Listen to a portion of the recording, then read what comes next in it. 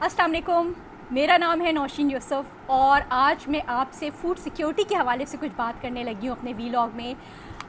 Food security गंदम के हवाले से, चीनी के हवाले से और कपास के हवाले से बात करूँगी। और आज फ़ूड सिक्योरिटी से मुतालिक जो कायमा कमेटी है कौमी असम्बली का, उसका इजलास था जिसमें वफाकी वज़ीर जो हैं फ़ूड सिक्योरिटी के राना तनवीर, उन्होंने कुछ बातें की हैं जो बहुत परेशान कुन हो सकती हैं।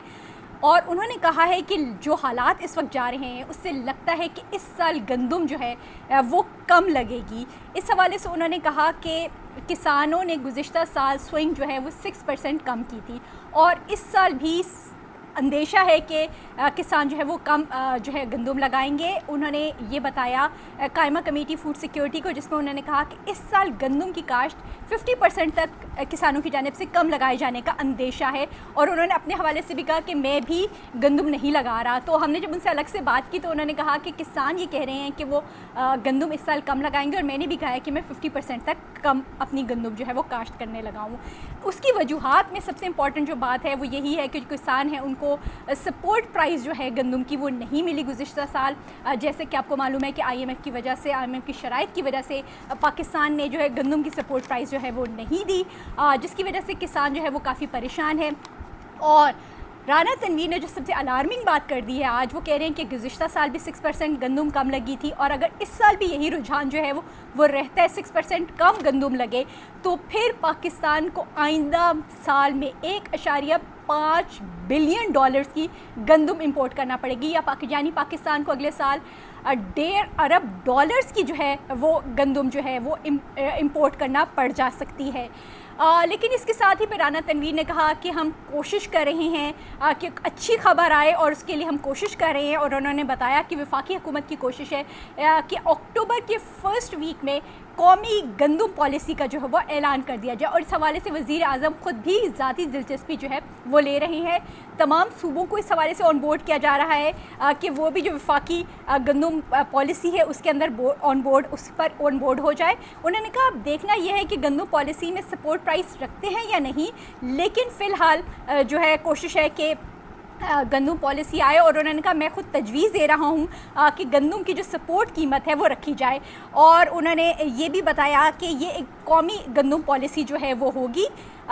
उन्होंने इस हवाले से मज़ीद ये भी बताया क्योंकि किसानों को रिजर्वेशन है वो जो सपोर्ट प्राइस गंदम की ख़त्म की, उसकी वजह से काफ़ी मुल्क में क्राइसिस भी रहा।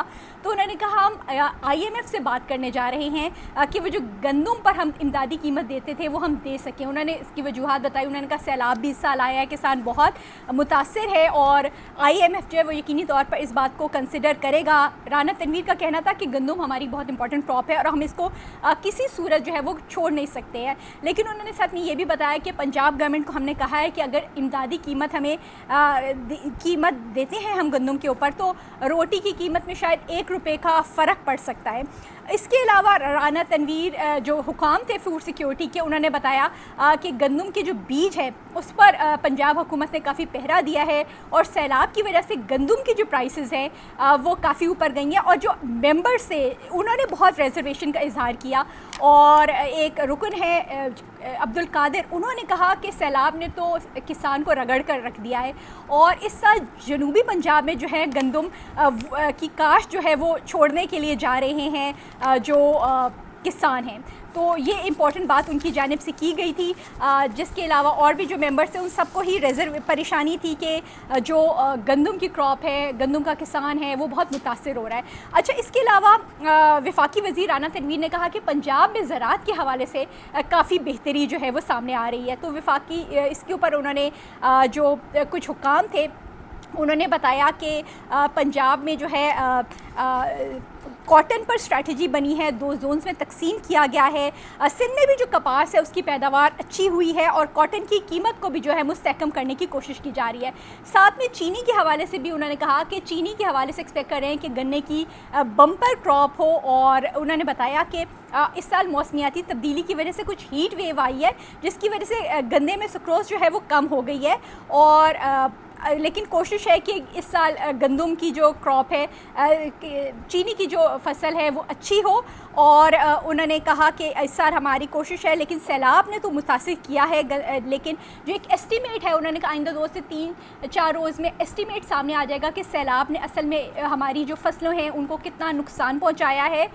لیکن اچھی خبر یہ ہے کہ کاٹن کے اندر جو ہے بتایا گیا کہ سندھ اور پنجاب میں بہت بہتری آئی ہے، اور ساتھ میں گنے کی بھی اچھی فصل جو ہے وہ ایکسپیکٹ کی جا رہی ہے، لیکن گندم کے حوالے سے ایک بحران کی صورتحال کا جو ہے وہ سامنا کرنا پڑا ہے۔ لیکن اب دیکھنا ہے کہ حکومت اس کو کیسے ٹیکل کرتی ہے، کیونکہ 1.5 بلین ڈالرز کی گندم ایک بہت بڑی اماؤنٹ ہے جو پاکستان کو امپورٹ کرنی پڑ سکتی ہے۔